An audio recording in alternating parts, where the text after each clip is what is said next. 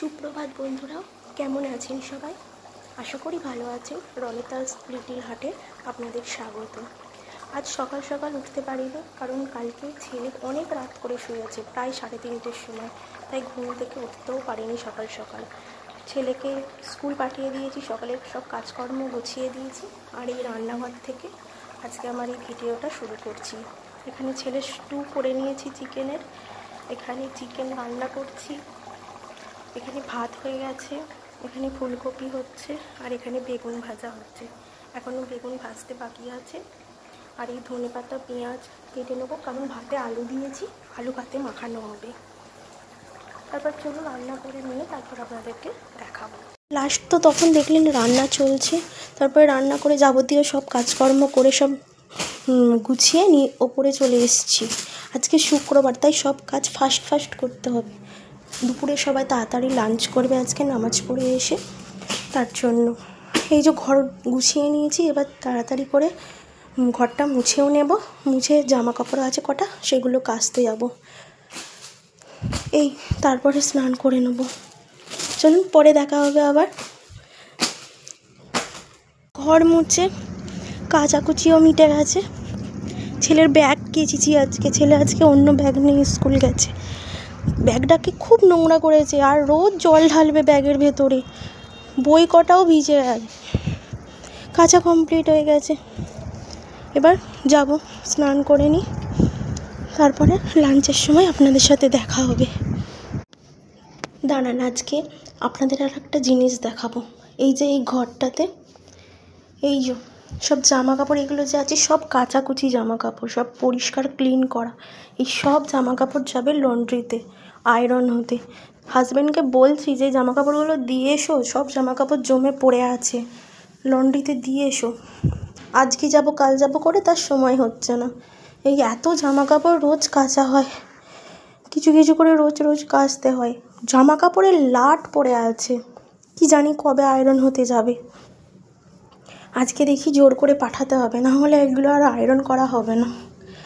আমি আর সব একা হাতে পেরে উঠি না, না হলে আমি আয়রন করে দিতে পারি।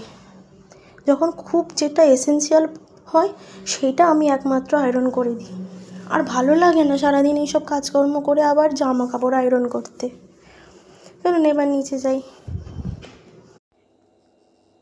গুড আফটারনুন বন্ধুরা, এখন ঘড়িতে বাজে দুপুর 2টো। এখন করব লাঞ্চ। আর তারপরে ছেলে এসে গিয়েছিল, ছেলেকে ফ্রেশ করিয়ে তাকে খাওয়া দাওয়া করিয়ে দিয়েছি, সে খেলছে। এখন আমি নিচে এলাম, এসেই বাসনগুলো আগে মেজে নিলাম। এইসব বাসন টাসন পড়েছিল, এগুলো মেজে পরিষ্কার করে নিলাম। আর দাঁড়ান, আজকে আপনাদের রান্না দেখাবো। এখানে তো ভাত আছে, আর এই যে আলু মাখা, আর এখানে চিকেন আছে, এখানে ফুলকপির রোস্ট করেছিলাম আজকে যেটা, সেটা আছে, আর এখানে ভাজা ভাত আছে, আর বেগুন ভাজা আছে। আর এই দিয়ে হবে লাঞ্চ। এই বেগুন ভাজা আছে, এই দিয়েই হবে লাঞ্চ আজকে দুপুরে। ভাজা ভাত বলতে কালকের বাসি ভাত ছিল, রোজই একটু একটু করে ভাত থেকে যায়, তো আজকে অনেকটাই ভাত ছিল, সেগুলো ভেজে নিয়েছি। আমি এই ভাত ভাজা খাবো, আর আমার হাজব্যান্ড খাবে, তারপরে সবাই সাদা ভাত খাবে।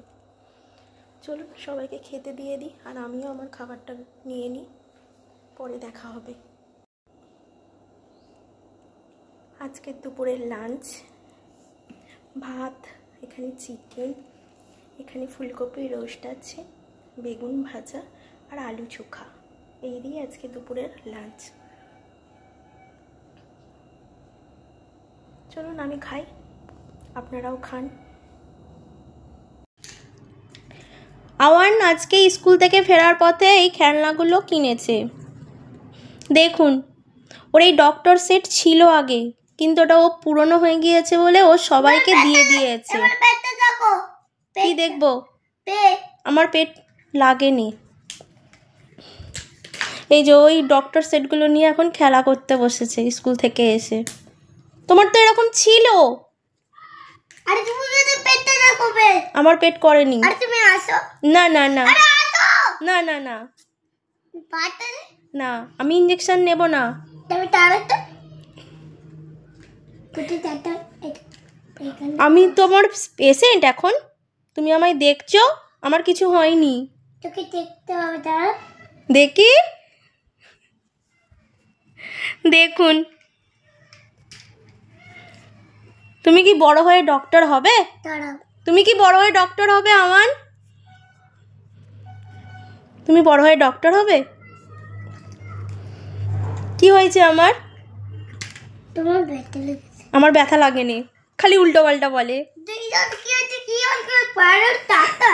আমার ব্যথা লাগেনি, আমি ওষুধ খাবো না। আপনারা দেখলেন তো, ছেলে তখন খেলছিল। তারপরে আমি একটু শুয়ে রেস্ট নিয়েছিলাম। একটু ঘুম এসে গিয়েছিল, কিন্তু ঘুমাইনি। ঘুমালে আর উঠতে পারবো না, বিকেলবেলা চাটা করতে হবে না, আর তারপর ছাদে জামা কাপড় পরে থাকবে, কে তুলবে? তাই জন্য আর ঘুমাইনি। এখন 4টে বাজে, ছাদে চলে এসেছি। এসে এই জামা কাপড়গুলো তুলবো, তারপর নিচে চা করব, করে ছেলেকে আর একটু পড়তে বসিয়ে দেব। আর এই দেখুন, সূর্যি মামার ডোবার সময় হয়ে গেছে, সেও আজ বাড়ি ফিরবে। আর আজকে রাতে সেরকম কাজ নেই, রুটিও বেশি হবে না, শুধু শ্বশুর শাশুড়ির জন্য 6টা রুটি করে দেব। আর আমাদের জন্য রাতে পাস্তা বানাবো। আর যখন বানাবো তখন তো আপনাদেরকে দেখাবোই। তাহলে চলুন এই কাজগুলো তো এখন করি। এখানে সন্ধ্যাবেলা পাস্তা তৈরি করতে চলে এসেছি, আর সব গুছিয়ে রেডি করেও রেখে গিয়েছিলাম। এখন শুধু বানাবো। আর ভিডিওটা আজকে এখানেই শেষ করছি। আপনারা ভালো থাকবেন, সুস্থ থাকবেন। দেখা হবে নতুন দিনে নতুন একটা ব্লগে। এখন ছেলেকে খেতে দেব, আর এটাই আমাদের রাতের ডিনার। যদি ভিডিওটা ভালো লাগে তাহলে একটা লাইক, কমেন্ট, একটা সাবস্ক্রাইব করবেন। শুভরাত্রি।